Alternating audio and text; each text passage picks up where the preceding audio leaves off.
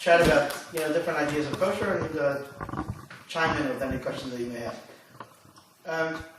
Keeping kosher today is very different than keeping kosher was even 5 years ago, 10 years ago, 20 years ago, 50 years ago.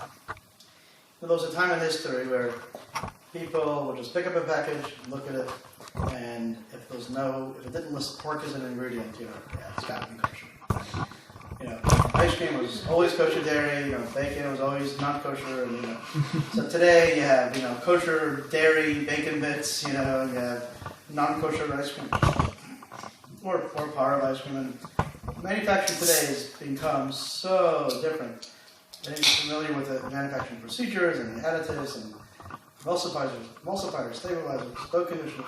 Nothing today is simple. If you buy a loaf of bread, you really need to have some sort of a degree in chemistry to be able to even read half the ingredients that are in there. You ever pick up the label? You ever read the label on a package of commercial bread? My wife makes bread, challah, all the time, right? There's like 4 ingredients: flour, water, yeast, sugar, oil, I don't know. That's it, 5 ingredients. You buy a package of bread today, right, it's 30 ingredients. So, kosher today is very different. Products that maybe in the past didn't need to be certified kosher need to be certified kosher because there's real problems, or potentially real problems with them. Reading labels are really impossible unless you really know manufacturing and processes, the names of ingredients. The types of names they give ingredients are meant to sound innocuous, but they really aren't. They don't have to list ingredients that are not kosher. I remember I was in a facility, we were doing a kosher production of fruitcake, right? I don't know who's buying kosher fruitcake, but this company needed to make a special kosher. It's a non-kosher company, and they made a special run of kosher fruitcake. So I was out there when we were checking in all the ingredients, and everything was fine, and they had all the paperwork was submitted already before I got there. We came and checked all the ingredients, and it's all on a pallet. Perfect.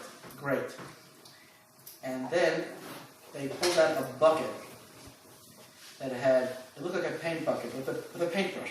Not literally a paintbrush, and a big bucket that looked like a bucket of paint, but it wasn't paint. And they started to dip the brush into this thing, and they started to smear all the tins that they were baking this fruitcake in with this stuff. And I'm like, what is that? They go, it's not an ingredient, it's okay. I'm like, what is that? I didn't see it on my list. They go, no, it's just a release agent, it's okay. Like, what is it? It's lard. Really? You're putting lard in the kosher fruitcake? And they're like, no, it's okay, Rabbi, it's not an ingredient. Look, this is our ingredient label and it's not there. So, it's a release agent, right? It's not an ingredient, it's a food processing aid.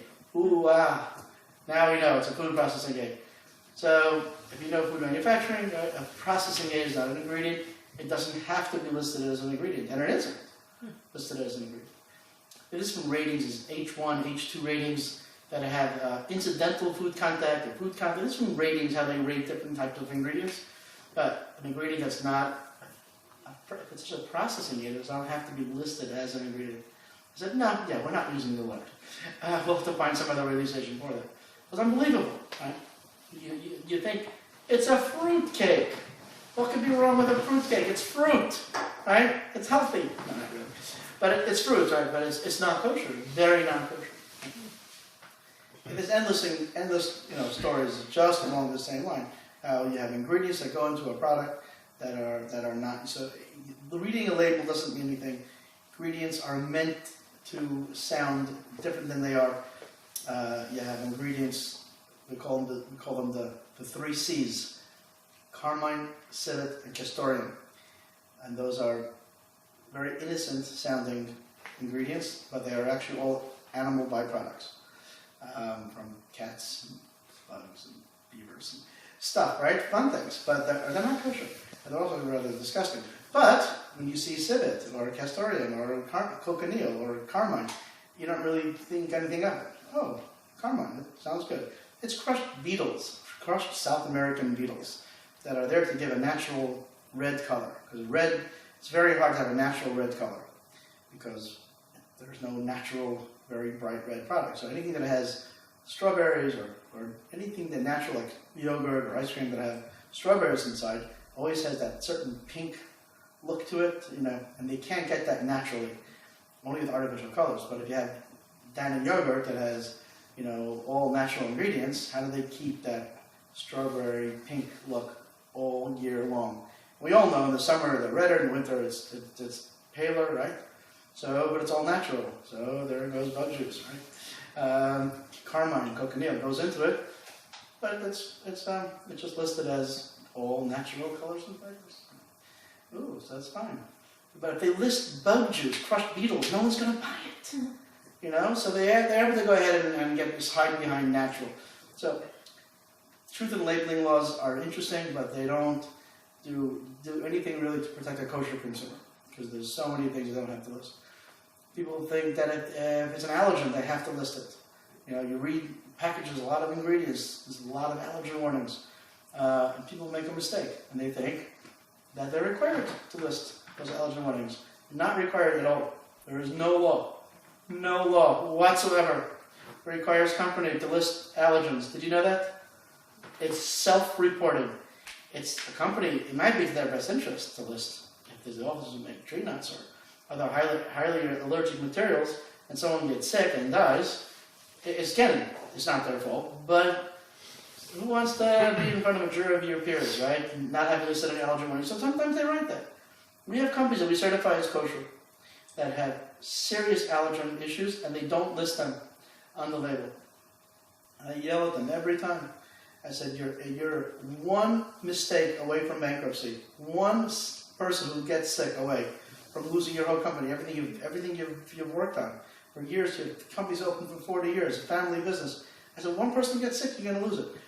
Now, in addition to me worried about the allergen warning, I was more worried about the dairy products, to tell you the truth. Because they have some dairy products and dairy powder products, and I wanted them to dedicate one of their lines just for dairy items, for kosher purposes. So I went ahead and I explained to them how they had to go ahead and list the dairy allergens, and therefore, if they weren't going to list manufactured on equipment that also processes dairy and tree nuts, make an allergen line, a dairy/allergen line. So they did that. Now, they don't have to list allergens, and from a kosher standpoint, they do their parve and dairy items in separate lines. So I'm happy and they're happy. It's a win-win. But only because someone was in there yelling at them. There's no law that requires them to list these things. So as a kosher consumer, it's very difficult to look at products and really feel comfortable that you're looking at a product and you say, what could be wrong with blah, blah, because it's probably okay. It might be okay. It also might not be okay.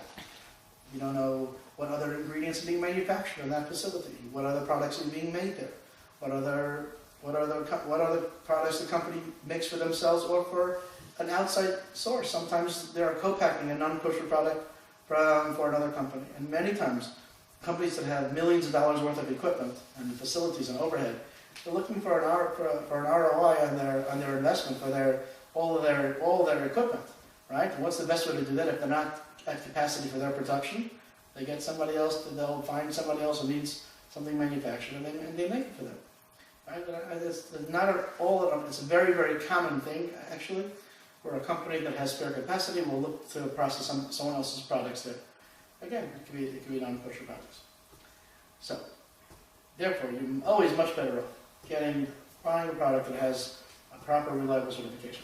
With that said, here it is. I happen to have, coincidentally, kosher product. These are some of the different symbols you might find around here. Pocket size. This right into the business card side. Even folds.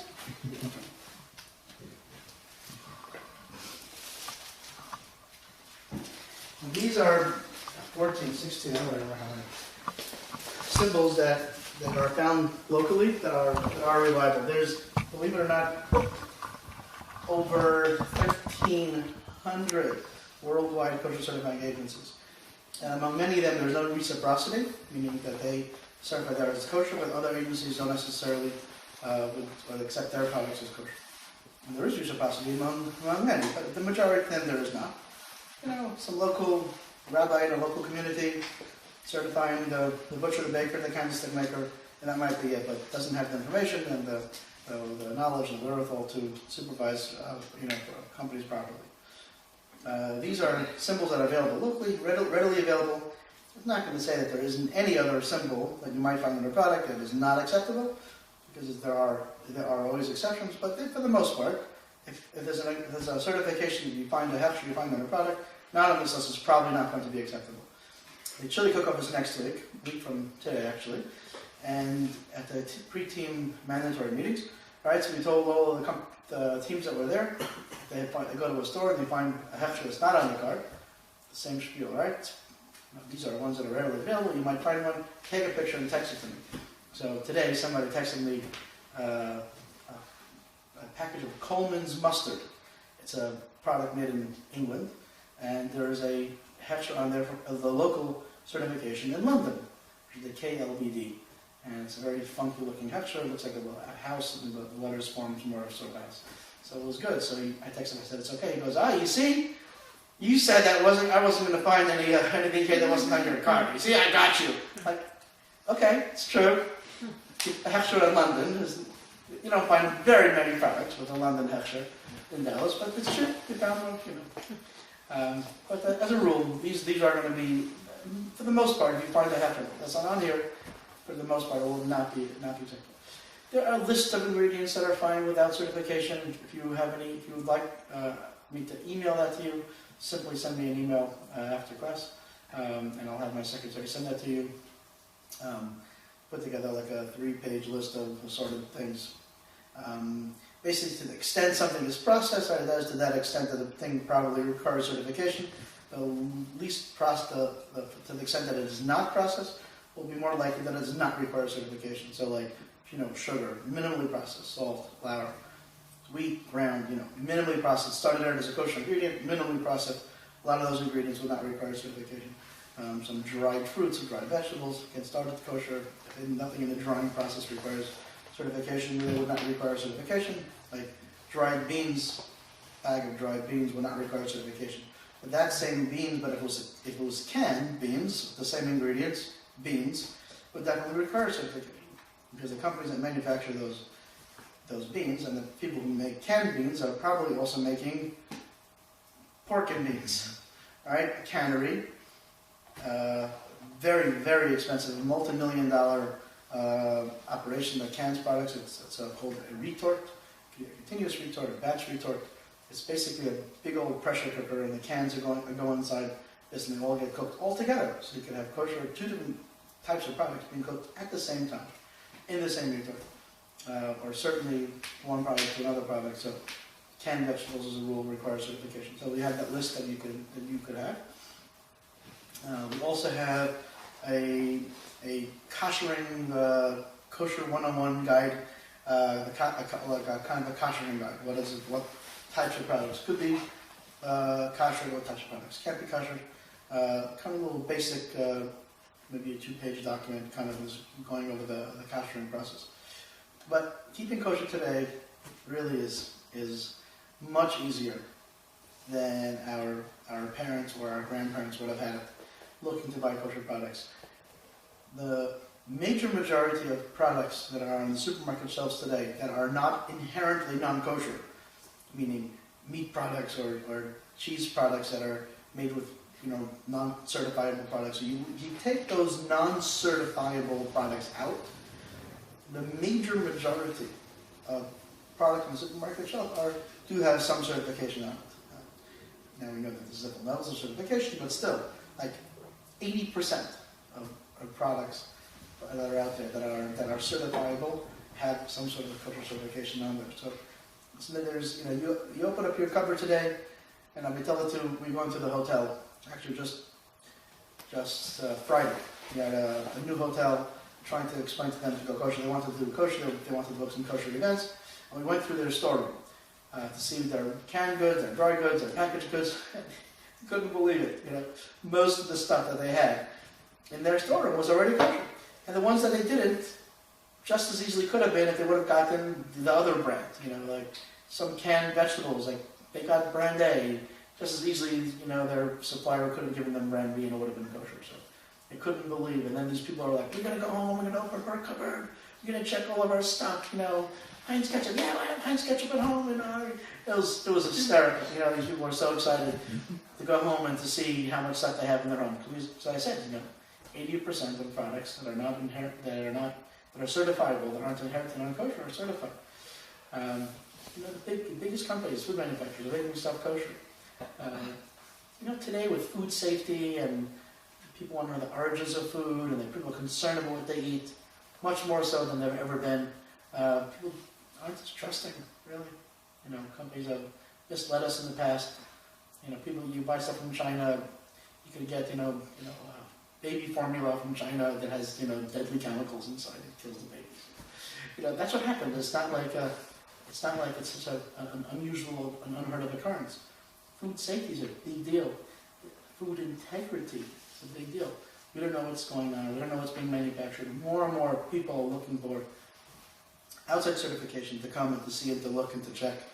And there's a whole bunch of companies, a whole industry, really, a whole industry of food safety, people that go around and certify a company with a food safety HACCP program or an ISO program or AIB certification, Silica. There's a whole list of companies that just do that, just go around the world. And they certify companies, not as kosher, but as food safety, right? To make sure that what they're doing is not compromising the integrity of the food. And more companies are doing kosher as well. Just because if a customer is out there and they see something, a product that's out there, one package of crackers that says kosher and other one that doesn't, they're thinking, someone is there, they got our back, that are making sure that it's healthy. They don't think it's healthier, it's better, it's not necessarily healthier or better for you, at least physically, right? But at least there's an extra set of eyes back there. So more and more companies are opting for certification. And there's a point where you couldn't just go to a store and pick up a tray of sushi. Kosher meant, boiled brisket and some dried out something or another. But not today, It's amazing. Anything you want, anything you have any types of food, even if you're a foodie and you need to have certain products, not so hard today. Even in Dallas, Texas, where you don't have nearly the selection of products you would find in even still larger communities. We're not a small community, a lot larger than we used to be, and we have a lot more products available. I was this past week. I was in New Jersey visiting my daughter and my grandchildren. Really, I'm and also my daughter. And I was in these huge supermarkets, larger than Tom Thumb, all kosher. Every single thing they're kosher. The whole takeout department, the whole deli, the whole bakery, every single thing in the store, all kosher. It's amazing. It was like a whole hot case. You go, help yourself. All kosher, Chinese chicken and thing and vegetables. I was on my way to the airport. I grabbed a plate and filled it up with yummy food, and they close it and they weigh it and you pay for it. And on the way to the airport, I'm sitting on the plane. I'm eating like this. It was just so cool. I felt like a real good, Here's a rabbi. He's eating treif. Look at that. Where does he get a plate like that of food? Where does that come from? But it was really interesting. Shopping like that. Well, we don't have that exact at Tom Thumb, but plenty of good kosher things available. And there's more and more every day. New restaurant opened up a couple weeks ago in Plano, a dairy restaurant. Have you heard about that yet? In Shops at Willow Bend. It just opened up a couple weeks ago, and there's a meat point is currently in construction. They should finish shortly, like a week or two shortly. And they're looking to split their meat restaurant in half and have two different restaurants, a meat restaurant and a dairy restaurant.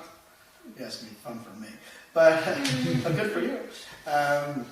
So there's going to be a lot of kosher food options that are going to be available. So, good time to buy kosher. Anybody have any questions? So do companies come to Dallas Kosher or the OU and say we want your certification, or do you see a product out there that is listed as vegan and is already halal and say, hey? you should be kosher. Inbound or outbound sales? Yeah. Everyone claim, all certifying agencies all claim not to solicit business. As a rule, it's bad business to solicit business, because if something goes wrong and you like pull their thing and something happens and then you have to like they mess up and they mislabel something or there's a recall and it's like you dragged me to this. I didn't want to do that and you made me do it. So to make somebody do something, to convince someone to do something, is really bad business. We believe. Everyone would say that on paper. And for the most part, you wouldn't do that. With the specific situations, scenarios, products, markets, you might see someone that has a really niche product, you know that they're just going to kill it and they just need to do it. There's a vegan bakery on Courtney Campbell that if they went kosher, there's just no way it wouldn't be good for their business, right? Because they're claiming to be vegan, so they're parv, because they're vegan, right? And they're making, in addition to bakery goods and cakes and nice, interesting cake baked items, and even some like sandwiches or some, they're all vegan, and therefore to make vegan kosher, not all vegan stuff is kosher. Not all places that claim to be all vegan are. More often than not, and this place included. The amount of dairy products I pulled out and I showed her, she couldn't believe, she was horrified, really. Because she meant it. She really believes that you should be vegan. And she was like, for her it was like her religion, and she felt, and when she found out how much dairy items she was serving her customers, she was horrified. And I explained to her what D on a hechsher means and what certain ingredients she was the same thing. What do you mean? Right? The ingredient doesn't say milk. It's probably okay, right? No, it's not. So she learned a whole bunch, and then it was end of the day it was too much for her. Like it was so much stuff that we told her. So she said, you know what? I need to think about it. I got to regroup. A year later, she called us. I really think I'm ready. Like everything we told her, it sunk in. Then we went back again a couple of weeks ago. Went through ingredients. We still found a couple of ingredients that needed to be addressed. But it was a whole different, she had really learned from it. It was interesting, that you can teach not only people about kosher, but all about people are so unaware, and it's not their fault, because why should they be? Why should they know all these ingredients and what might be dairy and what isn't? So a company like that, we would solicit. Because we just felt it would be totally good for their business, and it's a slam dunk, As a rule, we don't solicit. For the most part, a company wants to go kosher when a customer of theirs wants them to go kosher. So you have a company that's a bakery.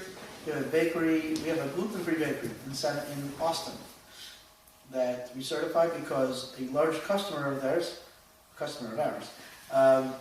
wanted them to go kosher because they were making a par of ice cream, and they wanted a cookie dough, whatever, chocolate chip cookie dough or brownie ice cream, and they wanted it to be gluten-free, and they went to them and show me the money. Right? If you want us to make you stuff, we'll go kosher. And now they're so excited, and they got into Whole Foods now, coast to coast, into 7 distribution centers. It's crazy.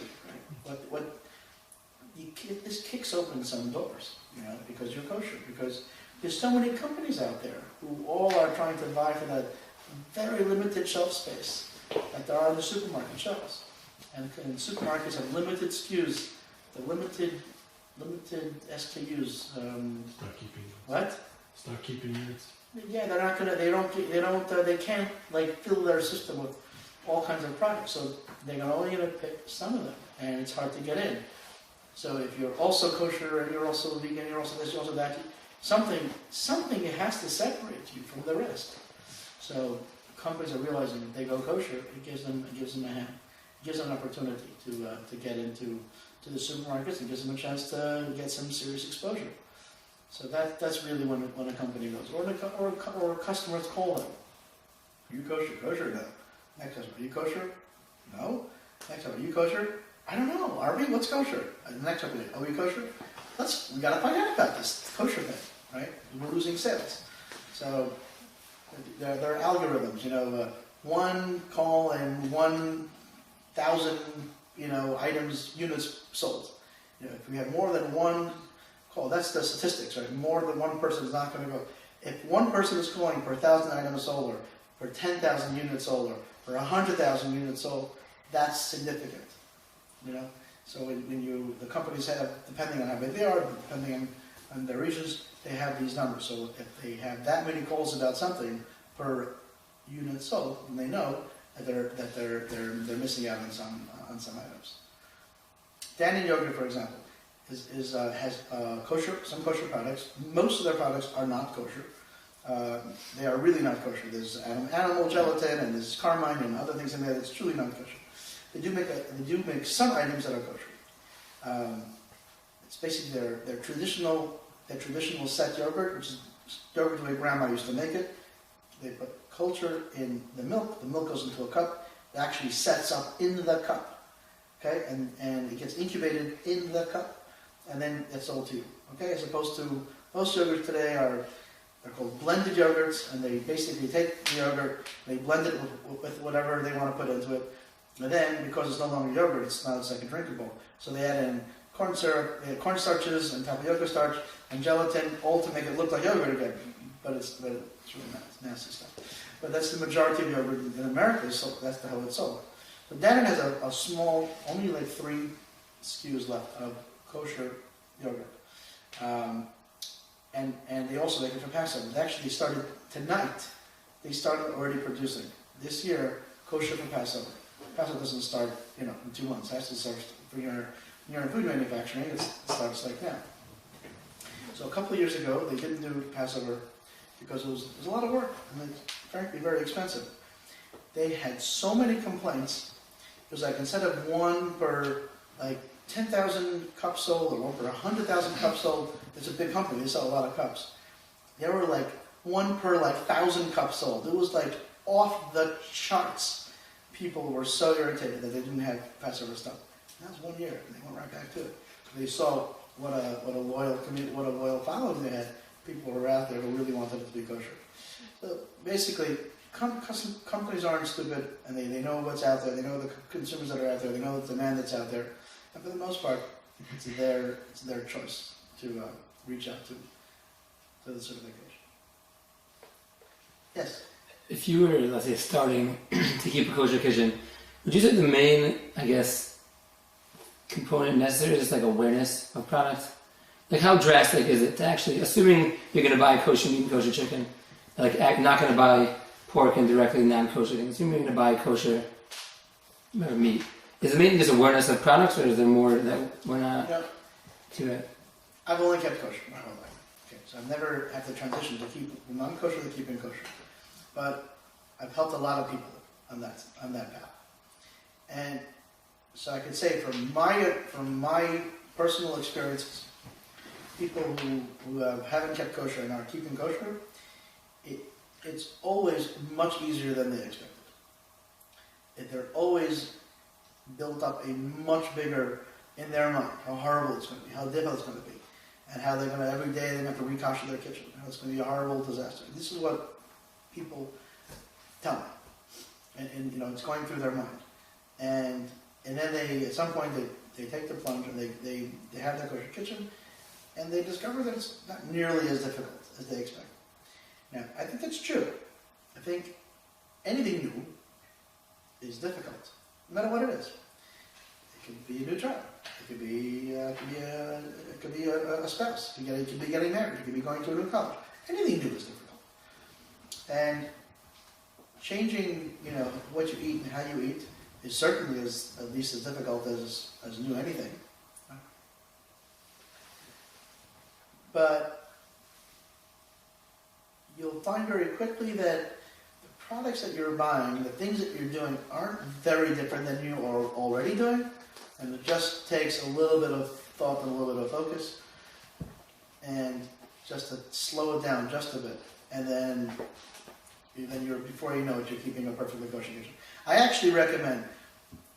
I've done this, and sometimes I've been burnt by it, but for the most part, I felt that it was a worthwhile exercise. when I meet with someone to keep their kitchen kosher, I usually discourage them from doing it too quickly. I say, you know what? Let's start out with just kosher ingredients. Let's start out with separating milk and meat. Let's start out with just buying kosher meat. Wherever you are, right? I take it in steps. Because sometimes, a long time ago, one of the first homes of kosher, they wanted to keep their house kosher, and they went ahead and they bought everything new and bought all new ingredients and everything else. They koshered their kitchen, and it turned out to be so difficult for them because they had no idea what they were doing. They were making mistakes, and they stopped keeping kosher because of that. And I felt so bad because I hadn't done it enough to be able to advise them that maybe they should wait a little bit. And waiting a little bit means everyone has their own timeline, what they feel is a little bit. I had some person a couple of years ago who wouldn't wait a minute. She's like, I'm starting to keep kosher. I'm going to keep kosher now. In my kitchen today. I'm going to buy whatever I have to buy, do whatever I have to do. I just sit down. I'm like, let's sit and talk about it. Let's go ahead and come up with the ingredients. She goes, you don't understand. I'm starting now. Like, it's such a good idea because she goes, hey, I'm starting now. I want my kitchen kosher now. I want you to come tomorrow and kosher the kitchen. I'm like, okay.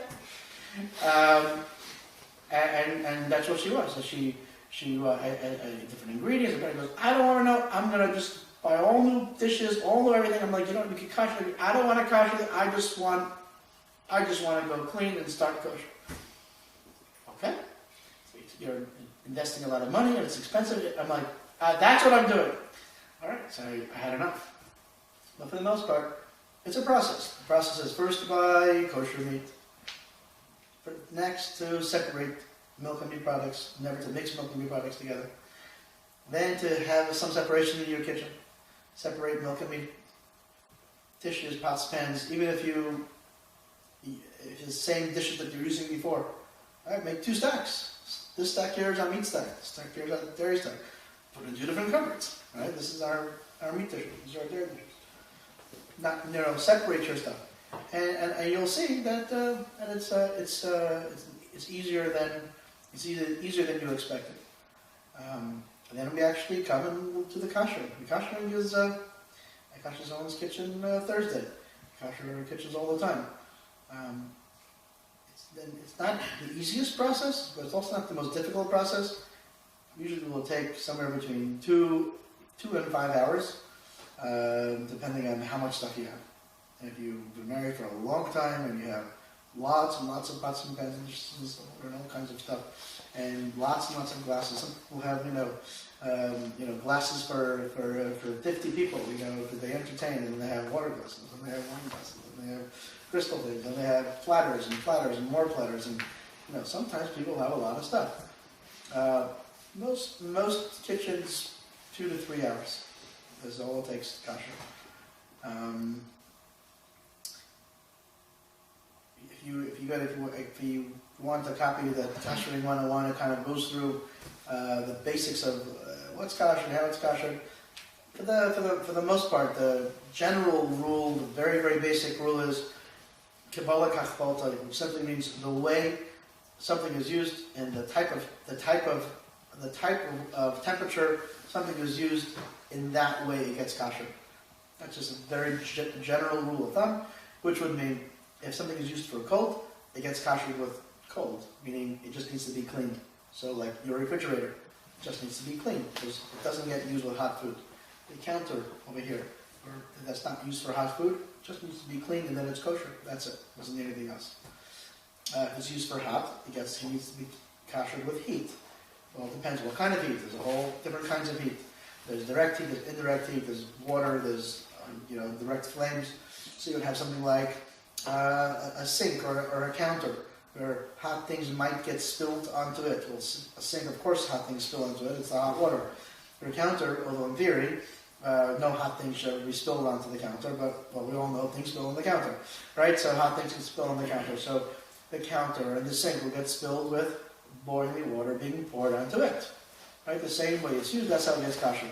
So we would pour boiling water on the counters and on the sink. Make sure we have lots of towels because we try not to make a mess. the beautiful wood cabinets really don't like boiling water poured on them. So we put our towels down, and for the most part, it protects everything. Then you would have things that are heat but are used with liquids, like in a pot.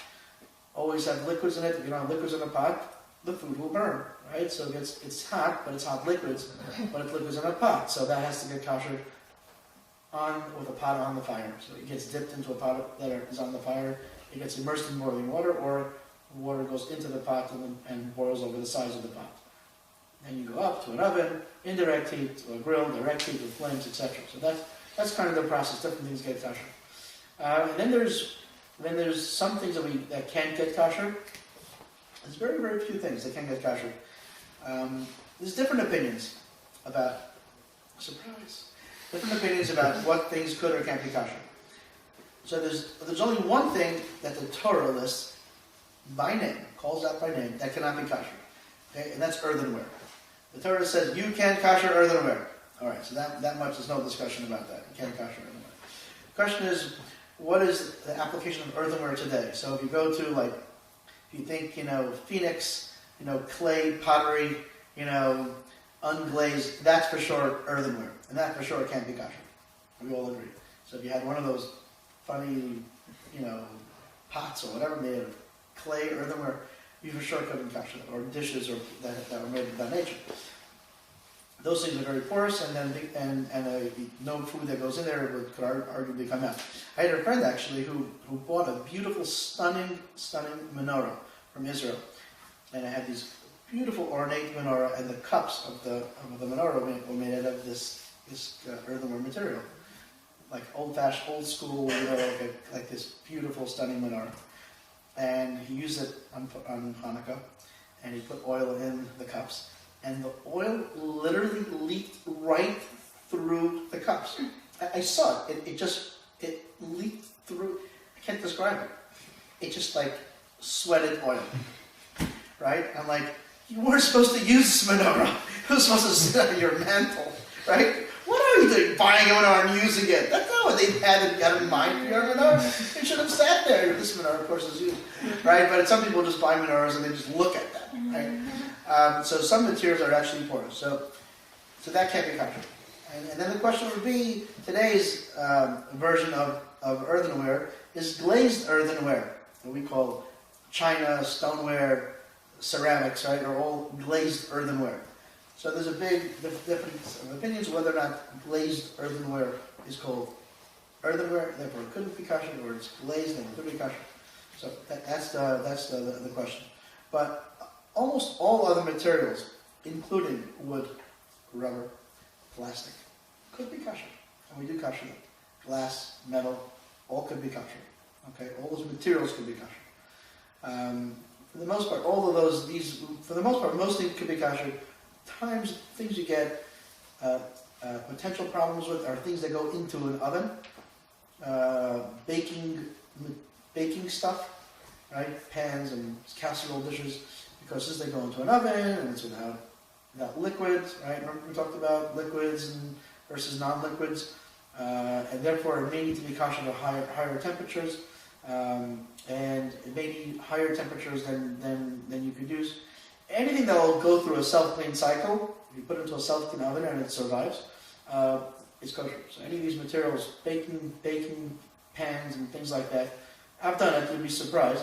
I was surprised, not so surprised anymore, that a lot of these things you could self-clean and it doesn't turn out to leave a puddle on the floor of your oven. It used to be your baking pan. It doesn't do that. It's only 950 degrees. It's not thousands of degrees that needs to melt metal. It's not welding temperature, self-cleaning. Although your whole oven will melt.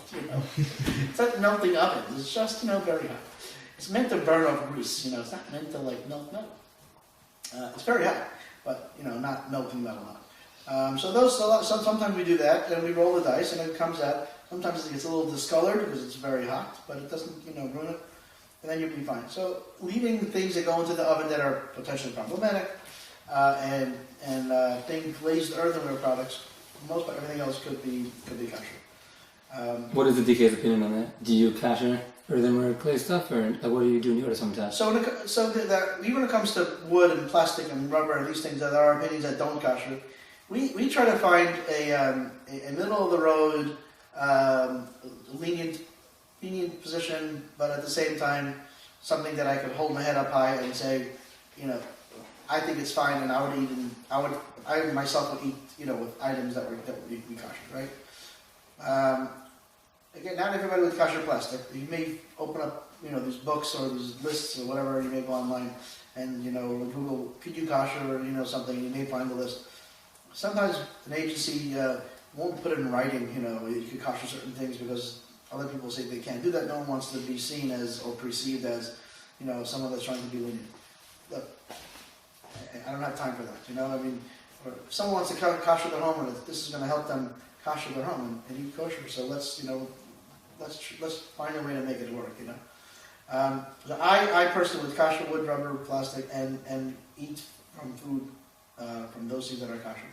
When it comes to ceramic, it's a little more difficult because there again, the Torah said, thou shalt not kosher earthenware. It doesn't say that, but that should be one of the 10 Commandments.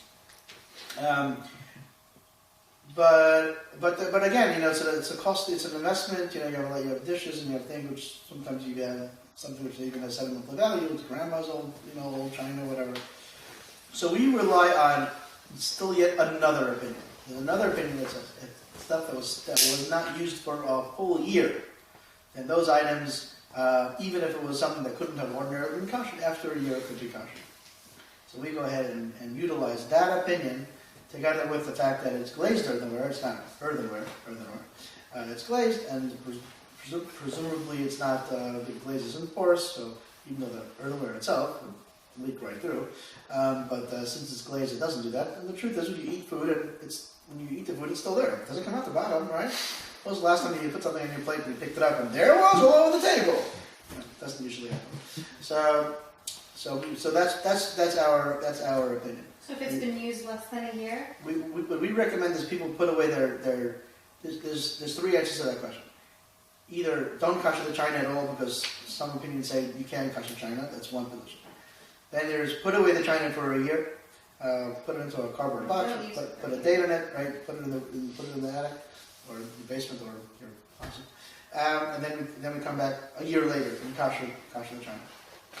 Or it's your own kitchen, right? If you want to say that it's you want to rely on the opinion that say it's fine to kosher china, no one's going to tell you what to do. It's your kitchen, it's your house, right? La casa, right? No one's going to tell you what to do in your own thing. So you do whatever you want. If that's what you have to do, I'll be happy to do that as well. As a minimum, it has to sit 24 hours though. I all would agree. It has to sit 24 hours without being used, and then we could, then it's kosher. So you're the boss. It's your house. You're doing it. No one's going to tell you what to do. I'll never come back into your house and look in your cupboards. This is a kosher check. Let me see how you're doing. It's not going to happen ever, right? So you don't get some people wanted a tuda. I want a certificate that we kosher. My kitchen was kosher, so people want to come over. They'll know that it was done. I'm like, the kosher certification ends the moment I walk out of this house. I don't know what's going on in your kitchen. I can't give you a certificate that it was kosher. Unless you want to come and make periodic inspections, like in the middle of the night, and come and see what's going on in your kitchen. No, I didn't think so. I can't give you a certificate. But it's your house. It's your thing. You do whatever you want. You're the one that's eating in it. You're the one that's doing it. It's your own. It's your own. In the Torah parsha that we're reading now and this week, it really is so meaningful. I believe it so strongly. It discusses the construction of the Mishkan, construction of the tabernacle, construction of God's home, right? And in this very, very, very detailed, 3 parshas long, great, insane detail, right? All the things, how it's made, what it's made, and who's doing it, and the materials that we're using, describing them. And this is the house of God. And very prominently is the Mizbeach, the altar, and where the food, right, is put onto the altar. And in our homes that we have, That's what we have. We have a little mini temple, a mikdash ma'at. You in your own homes. I really believe this. You have the ability to create and recreate in your own home a little temple. It's your sanctity in your home where you could build kedusha, you could build sanctity, you could become closer to God. You could build something, a special thing for you and for your family. This is my little temple. What goes on here is holy. And even sometimes there's people who keep kosher at home and not kosher out of their home. So sometimes people have asked me that question. Rabbi, what do you think? Keep kosher at home? No, not kosher at home. I say, when I first heard this question a very long time ago, 25 years ago, I almost choked up my throat. Like, are you crazy? What do you mean? If you're not, you have to keep kosher. You can't just keep kosher at home. It doesn't make any sense. But then I grew up, and I changed my position. It's still true. One should always keep kosher. I agree with that. No misunderstanding.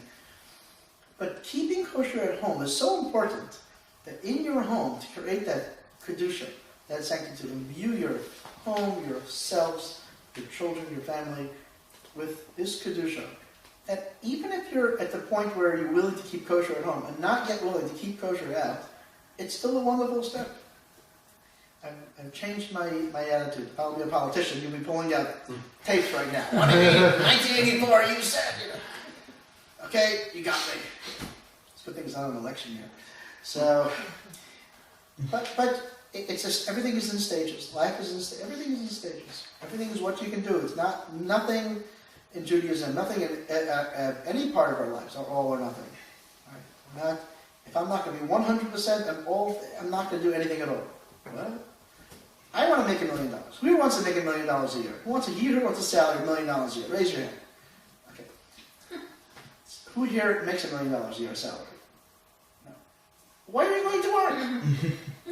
You just said you wanted to make $1 million a year. I can't believe every one of you. You know what? You're all hypocrites. There you are. There, I said it. You're a bunch of hypocrites. You're going out to work and you're not making $1 million, and that's what you really, really want. That's retarded, right? That's insane. You of course you want to make $1 million, but you don't yet make $1 million. But now you're making whatever you make, and you're happy with the job you have, and you're always looking and searching and growing and trying to do more and trying to improve yourself and improve your position and get more clients, get more customers, open your own business, whatever it is, and we all are trying and constantly building and doing whatever we can to succeed. You're a Yiddish guy. Your Judaism is no different, really. It's, of course, we all think we should be, wherever it might be. Okay. And maybe one day we'll all get there. Maybe I'll get there one day, right? But it's a learning process. Everything we do is a learning process. Everything we do is a project. And everything we do, we try to grow and become better and stronger. You know what? Our Judaism has to be the same way. Not all or nothing. It's not hypocritical. It gets me so angry when someone says, that will be hypocritical of me. If I do this mitzvah right now and I don't do something else, then I'm a hypocrite. No, you're not. You're not a hypocrite. A hypocrite is someone who pretends to do something and doesn't do it, and in public does something else and pretends to be a certain person that really does not. You're not a hypocrite if you do some mitzvahs you do or try to do better and you don't yet do all the mitzvahs. So, keeping kosher is a wonderful thing. You get to really imbue yourselves, your homes, your families with kedusha, with holiness, and it's such a special mitzvah. I truly am honored to have this as a job. It's such a special thing.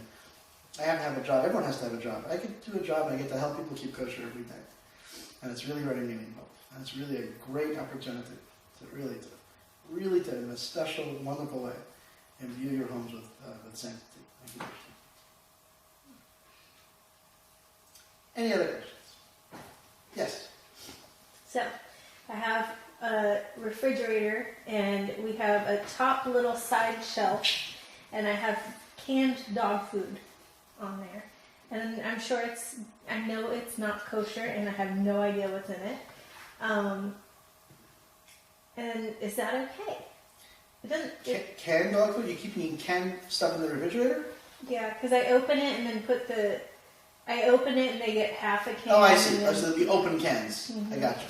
So they have lids on them, and they're on their own specific shelf. But It is good to have open cans of non-kosher stuff in your refrigerator. Maybe it's not the best thing in the world, but certainly if you're cognizant and aware of it, and you have one shelf dedicated, especially in the door, so even if it spills, won't necessarily spill over other things. there's a lid. And there's a lid. The shelves aren't going to hurt anywhere, so it's not going to leak it. I don't think it's a problem.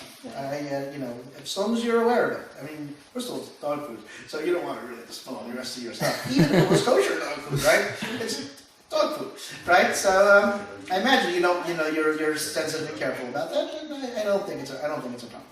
So then here's this other thing. I use plastic spoon to get the dog food into the dog bowl. But then I feel bad about the environment. So sometimes I want to reuse that spoon, but it's all gooey with that stuff. And I don't want it in my sink. So I've been wiping it off with a paper towel, but could I put it like right over the hole of my sink and rinse it off? I would say in that case, not worry about the environment. Don't worry about the environment. Okay. In trying to balance, that very delicate balance of washing non-kosher things, maybe use wooden disposable spoon. I don't know. Can you just wash it in your bathroom? Yeah. Oh, that's a good idea. You did it, Rabbi. That's why you get the big bucks. Yes. You certainly could do. We're getting up to million. We're getting there. Right. You certainly right. So I was thinking for a moment. What about the bowl? How do you wash the bowl somewhere? No.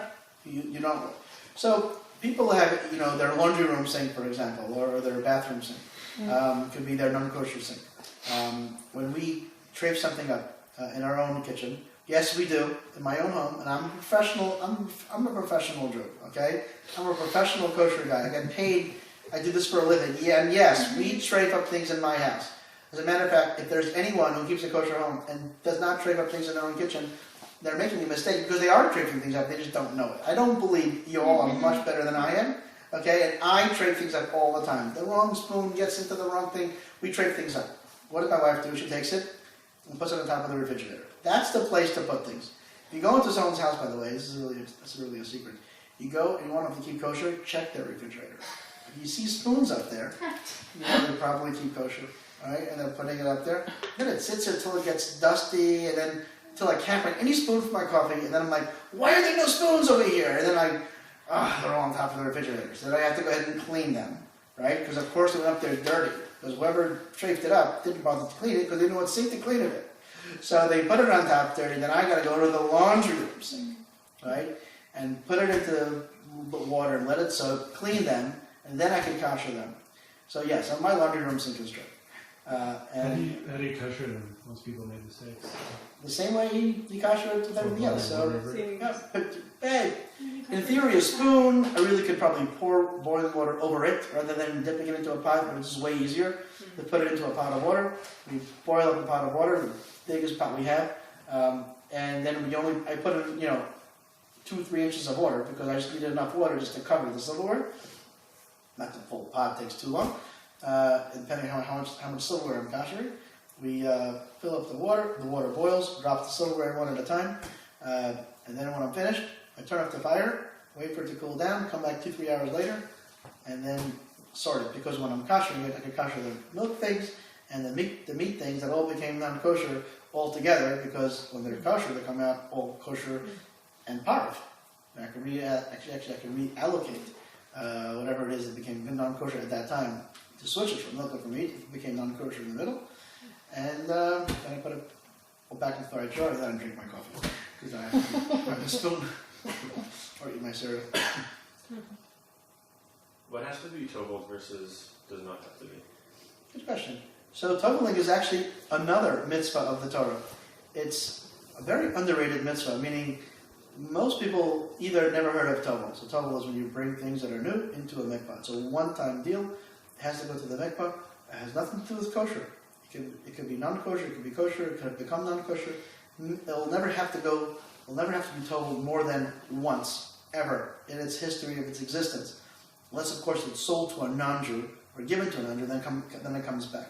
It has to do with kedusha, elevating and viewing it with sanctity. Same way a human being might go to a mikvah to remove its tumah, its impurity. So too utensils, certain utensils, have to go once to the mikvah to imbue it with sanctity. Only as a mitzvah of the Torah. It's not a cute thing. It's not a custom. It's not some people do it. It's a mitzvah in the Torah, a biblical obligation to bring your metal and glass items to the mikvah. Plastic, wooden, rubber items, earthenware, ceramic, do not have to go to the mikvah. Only metal and glass items need to go to the mikvah. Often people associate mikvah with kosher. Many times people kosher their homes, and then we also, after we finish going kosher their homes, then we make a trip to the mikvah to title the things that need to go to the mikvah. But titling is in no way related to koshering. It happens to be, if someone's koshering their equipment, it's quite possible they haven't yet brought it to the mikvah. At that point we do both. But then when you retrafe that silverware, it doesn't have to go back to the mikvah. It will never have to go back to the mikvah, ever. Okay? Unless it was given away to a non-Jew and then it was purchased back by a Jewish person. So metal and glass items go to the mikvah, no other materials need to go to the mikvah. Is it only if food comes into contact with the metal? Very good. Very No, good. so I mean, if it, no, sorry. Very good. So the answer is yes, and only if its use is, its common use is common food contact. It comes with food. For example, the grates of your oven. Right? I don't know about you, but I've been known once or twice to throw in a roll or something into my meat oven. I don't have a meat toaster oven, so if I want to toast my, warm up my bun for my burger, I'll throw it right into the oven, right onto the grate. My wife thinks I'm crazy because put it on a pan, but I don't. I put it right onto the grate. There, I said it. I admitted it. That's not called that grate is used for food, right? Even though a strange person like me might put food directly onto the grate. If that is the way I cook my food on a regular basis, then that grate would have to go to the mikvah. So if it comes to the food contact, and that's the way it's used for food, then it would need to go to the mikvah. But otherwise it would not need to go. If you had metal countertops, that wouldn't go in the case. That's So a bad example. Really what I'm wondering about is we have a coffee pot that is, the body of it is metal, but I haven't obviously taken it apart to see what the water is coming into contact to, but it's got to be going through a heating element in there somewhere. But the heating element, it's a strange coffee pot. The element is on the bottom and the water is on the top. Okay, I'll have to look at it, but for the most part, it probably would have to go to the mikvah. Okay. Here's the rule with these electronic, things, electric tea kettles and small appliances, George Foreman grills, sandwich makers, panini machines, etc. The rule is that they all go to the mikvah. And before you scream and say, I'm going to electrocute everybody, I've been doing this for 20 years, and I've never electrocuted anybody yet. It's always a first. And I've never ruined a single appliance by putting it into the machine. I say never. There actually was one exception. It's because it was a machine. It was like a George Foreman machine, but it had like an LED screen, like a screen that was on some sort of thing. And he didn't tell me that when he called me. And you wouldn't title because that would get ruined and it will get waterlogged and won't come out. Even has a little red, ready light on there that turns on, turns up. That doesn't affect it. And I've done it many hundreds of small appliances like that, and they're fine. So before I say, no matter what, always title it. I would like to see it first, take a picture, to make sure I feel comfortable. But for the most part, these items do need mikvah, can go to the mikvah, and will be fine. Sometimes people have an ingenious way of getting around a mikvah workaround. If an item is made by a Jew, does not require mikvah. Like I said, if it was sold to a non-Jew, then you buy it back. It's like it came from a non-Jew, then it has to go to the mikvah. But if it was manufactured by a Jew, it doesn't need mikvah. Some people will take apart the machine to the point where it won't work anymore. Not taking it apart, all little pieces, right? Opening it and taking out one or two screws, and then it's no longer operational. And then they put it back together again. By putting it back together again, like one or two things, not like the whole thing. And at that point, it's considered to be like they made it. and they made it, it needed to go to the mikvah prior, but then it was broken, then the Jew fixed it and made it. That would not. People do that for your Keurig machine. A Keurig machine, I have a Keurig machine that has a string, and I didn't bring it to the mikvah. And my son-in-law came, and he wanted to know if I brought it to the mikvah. I said, no, of course not, it's going to break. He goes, well, did I, take it apart and do something to it? I said, no. He goes, why not? He goes, because I didn't, and it's fine, because it can't go to the mikvah. He goes, well, all you're going to do is just take off a couple of screws and make it, not usable, and then put it back together, it'll be fine. I'm like, no, I didn't do that, it's fine. But I only didn't do it because he told me to do it, But but it's not a bad idea. I would have thought about it first. Probably would have done it. No. You get down, idiot. I hope you're not saying this. So some people do that, and it actually makes sense. There's actually some logic to it. Then you can do that, and you don't have to. It'll bypass the issue of items that wouldn't survive, bringing it to the mikvah.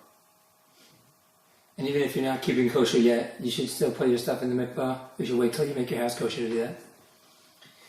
It's a good question. For new items, for sure, like you buy a new, pots, pans, silverware, or whatever. Yeah, you've definitely succeeded in discharging a biblical obligation by bringing it to the mikvah. There's no question that's true. The fact that you may not have kosher food on it may not be a good thing, but they're no way related. The mitzvah of mikvah is no way whatsoever related to kosher. And the mikvah is a mikvah. People go to the mikvah too. And men and women go to the mikvah. That's just what we do. I mean, even if they don't do other mitzvahs, they can do, not do one mitzvah because you don't do another mitzvah. The two mitzvahs are separate mitzvahs. By the way, if you do dip some of these electric appliances into the mikvah, you of course have to wait 2-3 days before you use them. I forgot to say that. Otherwise, it would be a shocking experience. But you definitely wait a few days. I actually, will shake it a little bit because whatever water easily comes out. I waited for 2-3 days, and I have never had a problem. Personally, or anybody else who have taken these items. But it says do not immerse in water. I'm like, what are they supposed to say? Immerse it in water. Put as much water as you can all over your electric line, then plug it in. Of course, you shouldn't on a regular basis be dipping it. You do it once and you get the water out and you let it dry. It shouldn't be any problem. Here's a question: glaze ceramic stuff. Say you haven't put it away for a year, but you've only been using kosher stuff with it for a year. What's your take on that? If it's all used for kosher, then it probably wouldn't be a problem. It was not kosher stuff before, but then for a year. Kosher. Hypothetically speaking. I don't think it qualifies because I'd have to research it. You got me. Doesn't usually happen. I think that according to this opinion, that the waiting of the year thing, it sat fallow for a year. I think that was part of the disposition. Not that it wasn't used for non-kosher. It wasn't used at all for a year. And by the time it wasn't used for a year, so anything that may have absorbed into the material, into the utensil, that's considered to be nothing, and therefore that would allow it to be kosher. I don't know if that same is true. I'll have to double check. I don't know the answer to that question. But another thing is also when I would strongly recommend when people do kosher their homes is to go. Forget the environment for a moment. To go disposable for one side, milk, either the milk side or the meat side. The one you use more or less, whatever makes you happy. But to minimize the potential of mixing, milk and silverware, and pots and pans and dishes. Well, pots you can't really use disposable. But go for a while. Just go to Sam's, buy a bunch of solo plates and plastic forks and cups, and you know what? For a week, a month, 3 months, whatever it might take, until you get it, So dairy is always disposable, and the meat's always, the regular one, And then you kind of do that until you get into that. And it's I think once you're doing all of those things and you have separate pots and pans and you have the kosher ingredients, you're not mixing milk and meat, even if you haven't even koshered your home yet, you're 99% there. the koshering at that point, koshering is a rabbinic obligation. Keeping the ingredients kosher is a biblical obligation. There's always a distinction, right? You sometimes know you need to do a certain thing, and we don't really ask, is it a biblical obligation or a rabbinic obligation? We don't really ask that, because we have to do it even if it's rabbinic. We don't look at rabbinic as, oh, it's only rabbinic. However, if you're keeping kosher on a biblical level, that's like awesome, right? You're keeping kosher according to the way the Torah obligates you to do so, keeping separate ingredients and separate plate. Even if you didn't kosher it yet, you want to hold off on the kosher because you don't want to go ahead and kosher and have to re-kosher things again or whatever. So the critical thing is the kosher ingredients, number one. Second thing is separating the milk and meat products together.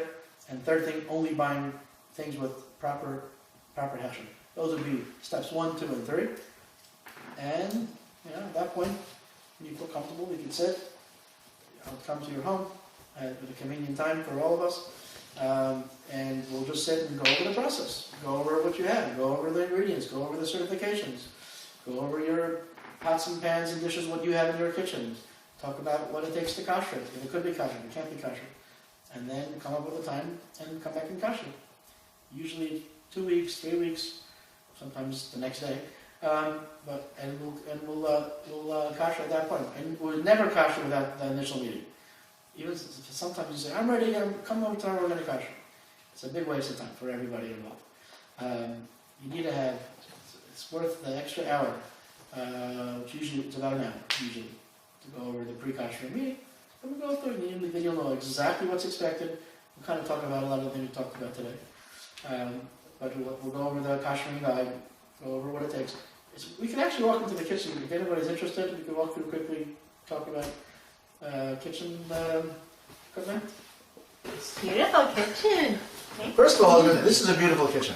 Congratulations, this is wonderful. Yes. It's a real kosher-friendly kitchen. This is really awesome. Okay, so we're lucky that these ovens are self-clean. Yay! How do I know this oven is self-clean? Because it has a seal.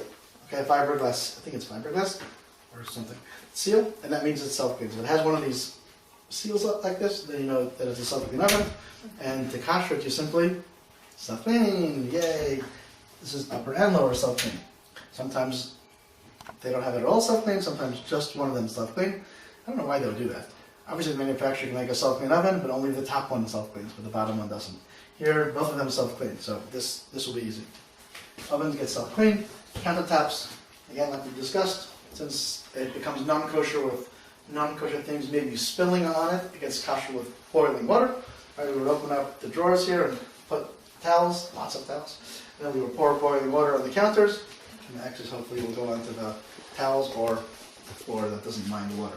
The sink, of course, gets non-kosher by, this is an interesting sink. It gets used, it's stainless steel, it's totally kosherable. We'll simply pour boiling water onto the sinks and then they become kosher. We use a electric kettle similar to this, but plastic, so it gets banged around and it doesn't have to worry about looking pretty. And a little bigger than this. We can boil up lots of boiling water, and I have 2 of them, and we have one pot of water on the stove, right, where we're koshering the things that need to go into a pot of boiling water, and we have a couple of kettles that we go ahead and pour boiling water over the counters.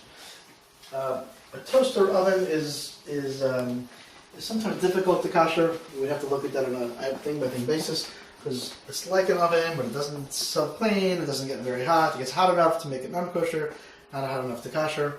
Different opinions, of course, about koshering toaster ovens. Then it'll depend on what you use it, how you use it for. It's really a decision one-on-one based on your kitchen, your usages, and everything else. Again, more sinks, the same thing, boiling water, boiling water. We're actually also going to kosher the hose that's attached to this faucet, because many times this hose winds up sitting in a sink full of dirty, soapy, whatever water, and then we kosher. We don't put it into boiling water, we simply pour water on it, right? We open it, pour water, and put it back. Magic. SodaStream. These are awesome. You all need to have one of these. You don't have to kosher. These are great. We use it all the time in my house. We drink lots and lots and lots of seltzer. It's a Jewish thing, I think. I don't know why. Somehow drinking seltzer became a Jewish thing. You know? You go into Tom Thumb, there's a whole aisle of soda. Only a little bit of club soda or flavored seltzers. And the Jews are always buying it. There's never anything left in there. I don't know what to do. Okay, dishwasher.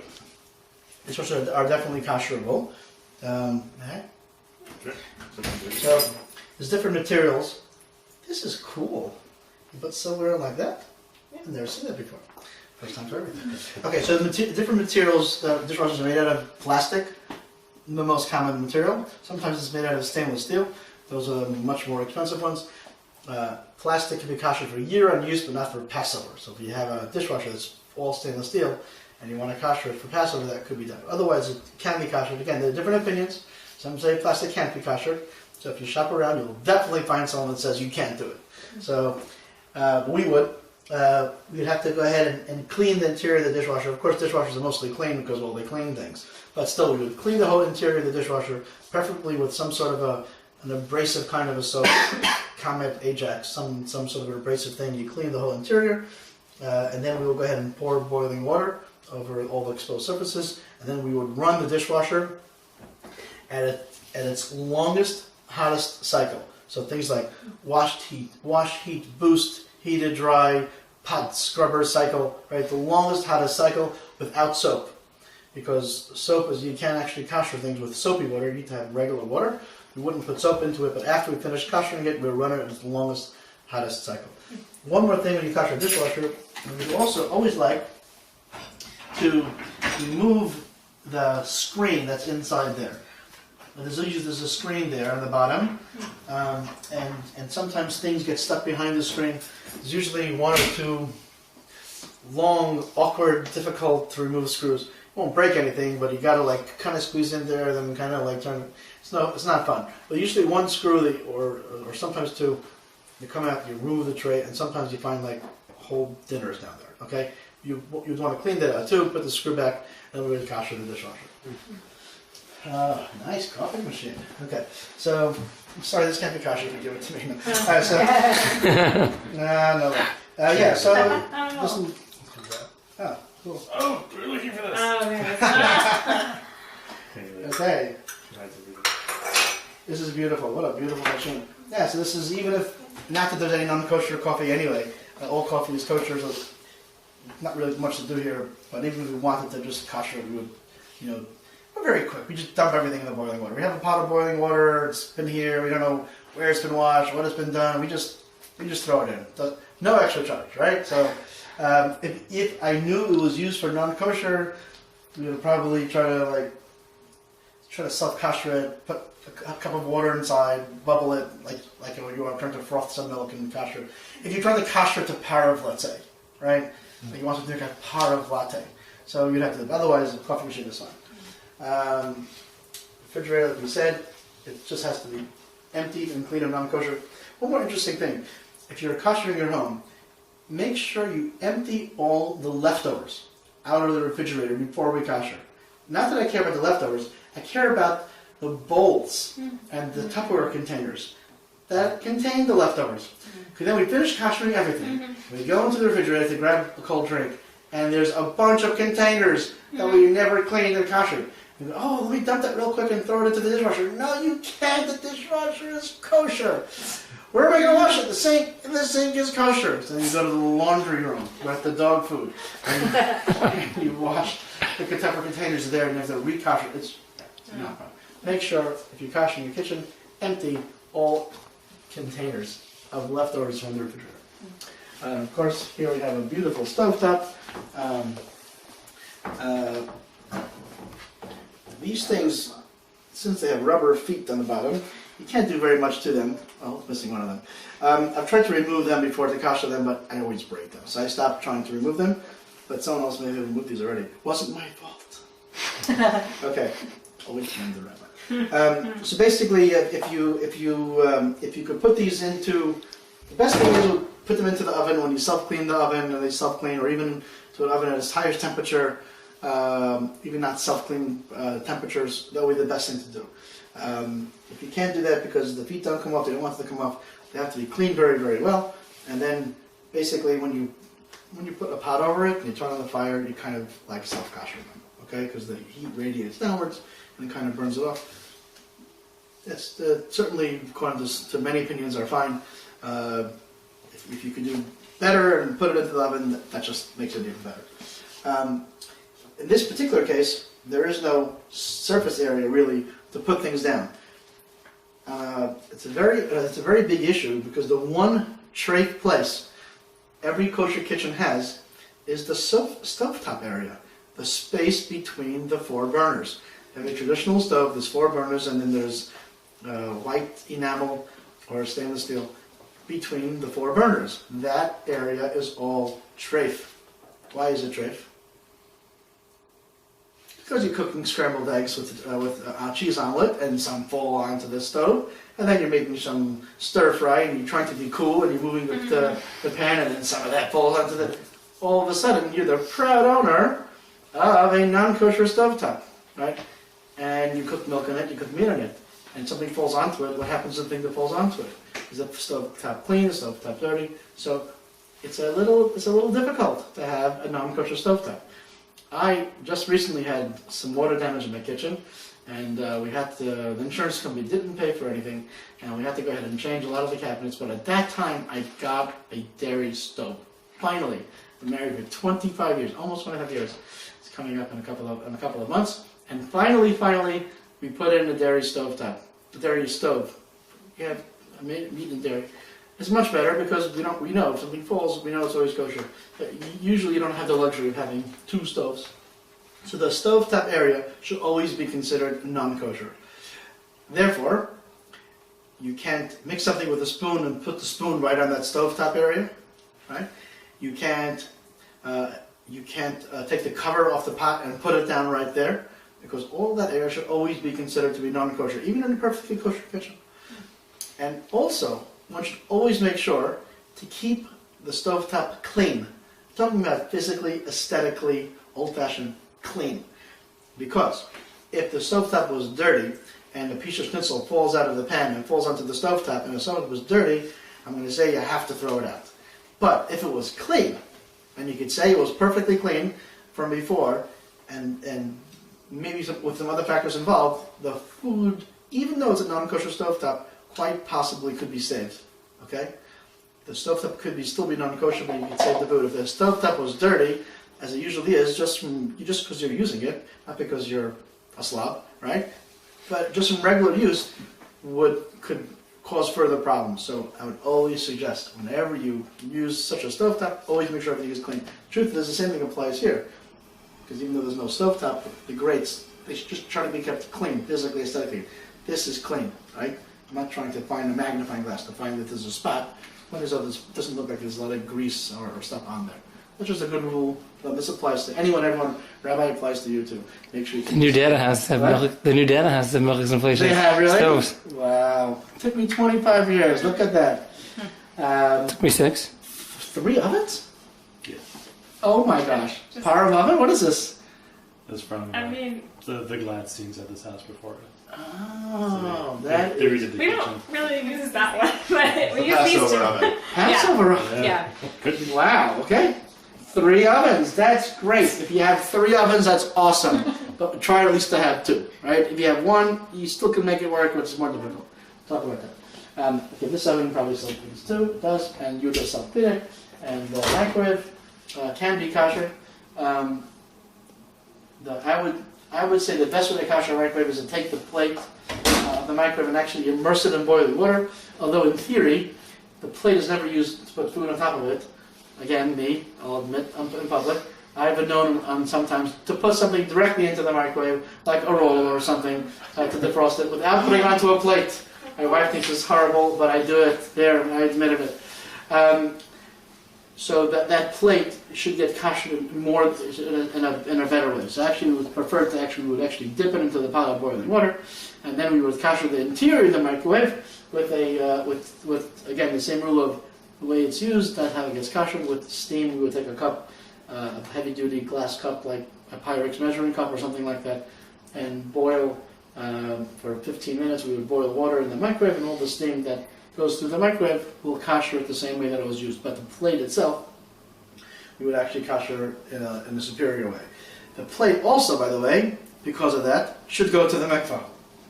Don't say, oh, the plate in the microwave, it's never used for food. You always put plates on top of it until I come to your house, right? So I would suggest that the plate is worthy of going to the mikvah. And that's it. Kitchen. Any questions? No questions. Okay, the test is going to be tomorrow. You have to get at least a 95 to pass.